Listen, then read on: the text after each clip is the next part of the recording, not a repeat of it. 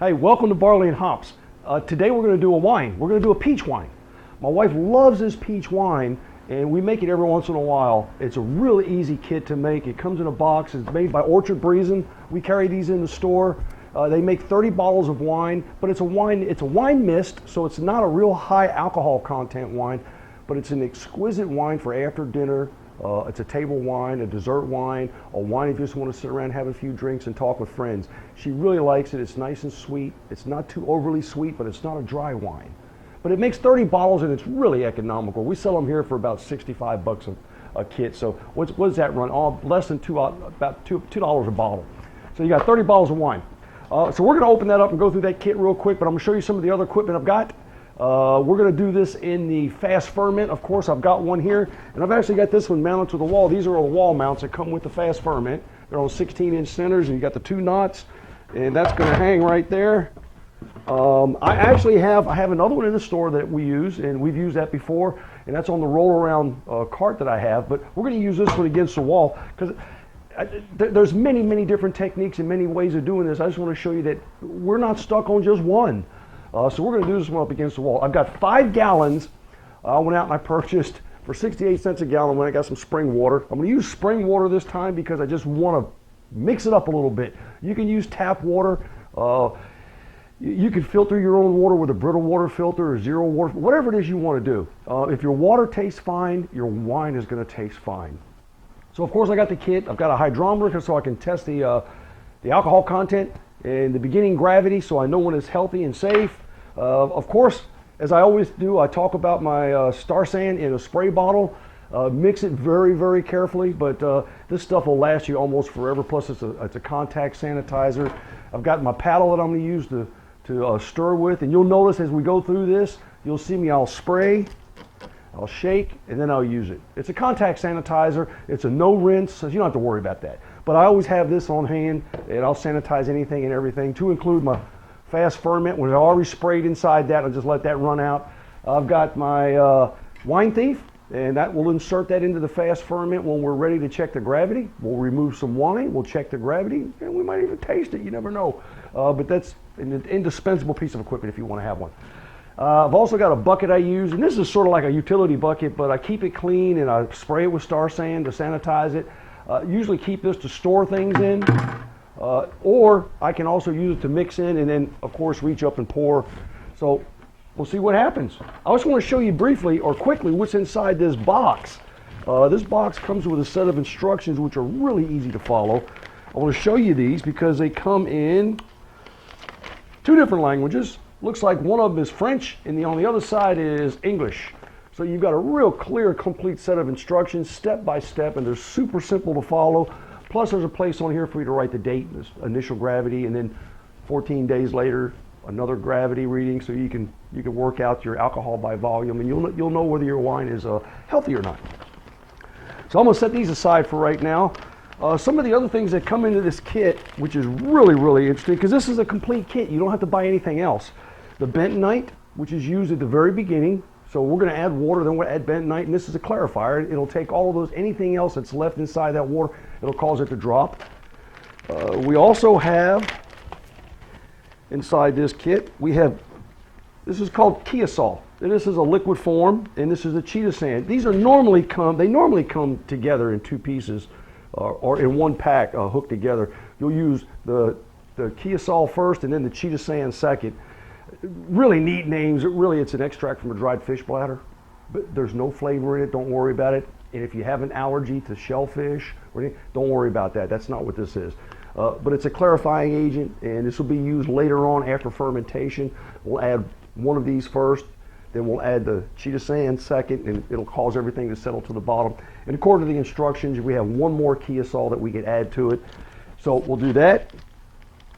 We have some sulfite, and of course we're going to have potassium sorbate, and we've actually got 2 sorbates. This kit comes with 2 sorbate packets, so the requirement is for both of them. And what we're going to use that for is after fermentation and prior to bottling, we're going to add this, and what that does is it's going to cocoon those yeast, because you'll never get rid of the yeast out of your wine.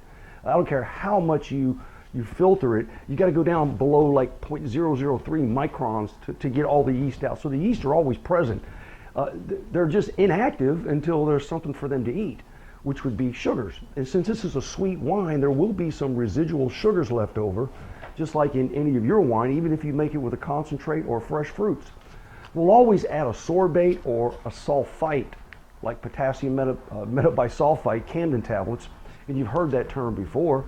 We'll always use those at the very, very end, right prior to bottling, because we want to cocoon those yeasts so that they don't start to populate again. And that's all it really does. A lot of people call it killing the yeast. Killing the yeast, or just put them to sleep, or cocoon them, or whatever the case may be, whatever you want to call it, what it does is it makes them just makes them inactive. Because here's the result. If you have yeast in the bottle, you've got sugars in the bottle, and the yeast are active, and they start eating, they produce ethyl alcohol, and their other byproduct is CO2. That CO2 is going to start to build up, and then your cork can only hold so much, and you've heard the horror stories. You know, you walk into the room and all of a sudden you got corks popping out of the bottles and wine going everywhere. That's what will happen. So that's what this does. This prevents that from happening. And if you're making your own wine, it'll prevent that from happening in any of your wines. So we've got that. And last but not least, and I only save this for last because I just want to introduce it. It's the EC1118. It's probably the most popular wine yeast on the market.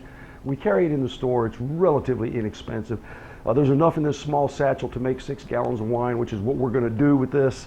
There's many different varieties and brands and strains, and there are strains that are made for different types of grapes or mediums. If you want to use juices, if you're going to use fresh fruits, if you're going to use white grapes, if you're going to use red grapes, just go to your local hobby shop or your local brew shop, and they'll point you in the right direction, because this is not rocket science. They're listed for certain things, and they will always give you a good recommendation for what type of yeast to use. If all else fails, hey man, look, the EC1118 is probably your choice. So we have that. Remember we talked about residual sugars and flavors. Well, this is what we'll add at the very end, right prior to bottling as well, which is going to be our peach flavoring, which there is peach in here already, but we have to add the peach flavoring at the end, because remember, the yeast are going to eat all of this. We don't want them to eat all of this. We want this to be in there so we can have that flavor with us, we can have that character, we can have that mouthfeel. But if we don't put the sorbate in, it's going to eat this. So this is what's going to go in last. And then,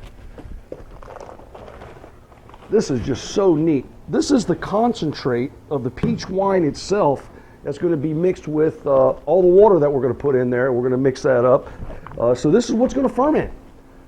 So shortly here, I'm just going to get reset up, and we're just going to start doing this, and you'll see that within a very short period of time, whether you have a fast ferment or whether you're going to use the bucket method or you're going to use a carboy method, whatever method you use is going to work. But you're going to find that the mixing process and the preparation of putting this together does not take a whole lot of time. The key to success is going to be following the instructions, making sure your environment is clean and sanitary, and then making sure at the very end that you've got a initial gravity and that you're also at the right temperature. So we're going to keep this well below 80 degrees, and we're going to shoot for about 74 degrees and maintain that for the first 14 days. So we'll be back with you in just a moment. Okay, we've added 2 gallons of water, and we're just about there. What I'm going to do is I'm going to open up this first pack according to the instructions. And this is the bentonite.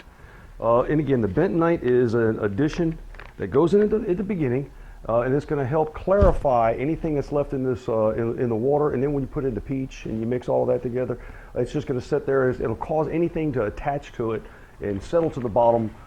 So we'll put that in, and according to the instructions, we stir this vigorously. Remember, we spray, we shake, and we use. So now I haven't opened up the valve on the bottom of my fast ferment yet, because what I want to do is I want to get everything mixed up first. But I do want to remember to make sure I open that valve on the bottom to fill that ball before I put the airlock, because if I don't, it'll suck that water through that airlock. We don't want that to happen. Just something for you to consider and remember. Now, okay, I get this all good and mixed up. I'll place that back over here. Now, when it comes to opening up this juice bag, they put that thing on there pretty good. I'll give you a recommendation. Look, you can do either or, and I've done it both ways. You can get a knife or a razor. You can cut the corner off the bag and pour it in there.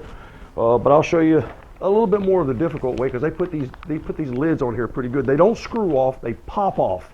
And I just use a spoon to get up under the edge of it and to kind of pry it a little bit, and you'll get it under there. Sometimes you get it under there the first time, sometimes it takes a few tries.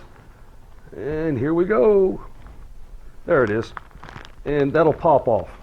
So, all right, we've got that. And now we're going to add our peach into our fast ferment. And here we go. Just be careful and just go ahead and let it slop right on in there.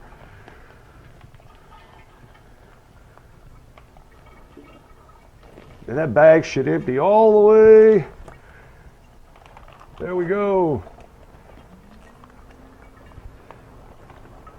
Once that bag is empty, she is no good to you. You can pour a little bit of water in there and you can rinse that out and get the rest of that out. But look, there's really not a lot left in there, so you're not wasting anything. All right, we've come to the next point. So we're going to continue to add our water until we get to 6 gallons. And here's what I always recommend now, especially if you're making a concentrate wine or if you're making wines from fresh fruits. Remember the effect of oxygen in fermentation. The yeast are really interesting characters because they're the only organism that we know of on Earth that can live or prosper in an oxygen-rich or an oxygen-starved environment, which is pretty amazing. But the fact that you have an oxygen-rich environment at the very beginning causes them to have an environment where they can develop a colony, a very robust colony, very quickly and initially. After that, you don't want any oxygen in there, of course, especially after fermentation, because after fermentation, oxygen will start to spoil whatever you have in your container. That's why we use an airlock. But you want to make sure you have plenty of oxygen and your must is oxygenated prior to you adding the yeast. So the easiest way to do that is to just pour. And when you pour your water in and just go ahead and let it flop in, because every time it flops in, it's going to add a little bit more oxygen to your wine. This is where you don't want to be really careful. You just want to pour. Now, you know, when we make beer or we make a mash, we'll pour it between the 2 buckets back and forth, you know, really nice high pour. And what that does is it causes oxygen to be introduced into your mix. And in this case, we're not really starved of oxygen in the first place, so we're just going to continue to add water. There we go. And we're going to let it flop in there. Now, later on, after fermentation, there's a part of this that's called degassing. And degassing can be really confusing to some people. What it is, we're going to remove all of the CO2. Yeah, we're going to remove the CO2 out of the wine. But, you know, look, winemakers, we call it degassing. The byproduct of the yeast is going to be ethyl alcohol and CO2. That CO2 is going to saturate inside your wine. So what we're going to do is we're going to remove that. Oh, there's a couple of ways to do that, of course. One of the easiest methods, one of the hardest methods, is to stand over it with a whip and stir it and beat it and whip it and try to release that CO2 out, because CO2 always wants to leave. Just like a Coke, if you leave a Coke sitting out, it'll go flat. CO2 wants to leave, but some of it will remain resident inside your Coke. You just got to whip it a little bit and you'll notice it'll come right out. Well, the same thing with wines. So in order to remove that, we're going to take a drill and we're going to put a paddle on the end of it. I've got one of these spoons, one of these paddles that I cut, and we'll put that on the end of it. Or you can get a whip. It's called the whip. And we'll put that on the end of our drill. We'll introduce that into the top. It will turn it on, and we'll just whip it, and you'll notice it'll suds up. And that's all the CO2 releasing and leaving. And then it'll drop back down. We'll whip it again. And it only takes a couple of minutes. But you're going to do that later on. So right now we've got just a tad over 6 gallons, because I've added all 5 gallons of my water. I've added that pouch of the peach. So we're just about ready. Just about ready. Our next step, of course, is going to be to take a gravity reading. Now, we've mixed this up really good because we've been pouring in it and we've let it settle, we've let it mix and we poured more, and then again, here I am talking. I'm going to use my paddle, and I'm going to mix it up one more time just to make sure that it's good and mixed before we add the yeast. There we go. Now, I've had people ask me, George, is there any way we can make it any stronger? Well, sure there is. Did you know that a pound of sugar will raise the gravity points by 39 gravity points per gallon? So you have to divide that. We got 6 gallons, divide that by 6, 0.6 or so gravity points.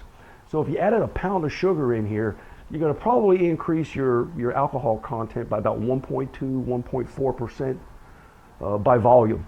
So you could add an additional 2 pounds of sugar in here if you wanted to. If you're looking to try to boost that wine alcohol content, I'd recommend not to do it right now, especially if it's your first kit. Just go ahead and make it the way they recommend, and it's going to be an exquisite wine. But in the future, if you're looking to boost your alcohol content, just add a little bit of sugar. There is a point of no return, remember that. So, don't use GI math. If 2 pounds will do it, 4 pounds makes it better. Just make sure you do a little bit of research. Get in touch with us. Give us a call. We'll talk you through it. All right, we're going to spray our wine thief. We're going to have our hydrometer ready. We're going to take a real quick reading. I got that on there good. Whoops. We're going to take a real quick reading. I love the way these work. Instead of trying to remove wine out of here and put it in something else and drop and test it, or trying to drop this in and track it, you just insert the wine thief. It's going to fill itself up all the way to the level of the wine. When you remove it, voila, there you go. Just bring your bucket over just in case you drop a few drops. We're going to insert, give it a spin. And the reason you give it a spin is just so there's any addition, any oxygen bubbles left on the outside to keep it from floating in the wrong direction. And we are at there we go, 1.060. 1.060. And we're going to write that down later so that we can track it, because in 14 days we'll take another check. So normally don't put this back in. You're not sacrificing that much. All right, I drop this into the bucket and let that run out. Ladies and gentlemen, it is time to introduce the yeast. There's a lot of different ways to do this. Some people will swear by doing a yeast starter for beer.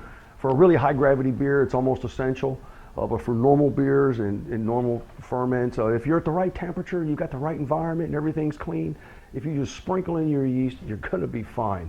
Just remember, if you're going to first hydrate the yeast in a separate container, do a yeast starter, what you're doing is you're going to hydrate it usually with some of this, and then once it starts to grow, you're going to introduce it into here. I mean, look, let's just take that one extra step out. And let's hydrate it in here and let it start its yeast colony and not disturb it by moving it from one location to another. So, and I've always done this routinely. And like I said, unless I'm making a really high gravity beer, because a high gravity beer, you really want to have a really good yeast colony started up so that you don't shock it when you put it into a high gravity environment. But right now, we're doing well. So what we're going to do is we're just going to add our EC1118. We're going to sprinkle it across the top. I've taken my gravity reading. Look, we're almost finished. We have to come back in 14 days and do the rest of this. So here we go. A real quick sprinkle. No mixing necessary, no stirring necessary. Look, I'm gonna call it quits for today. I'll put the lid back on there. I'm gonna put some water in the airlock. We're going to open. There it goes. We've opened our valve. We're gonna fill our ball at the bottom. And we're going to let this set for the next 14 days. That's all there is to it. Now that took us maybe 10, 15 minutes. Look, the end result is what's important. Your brewing pleasure is what's important. So give us a call. Check us out. Like us on Facebook.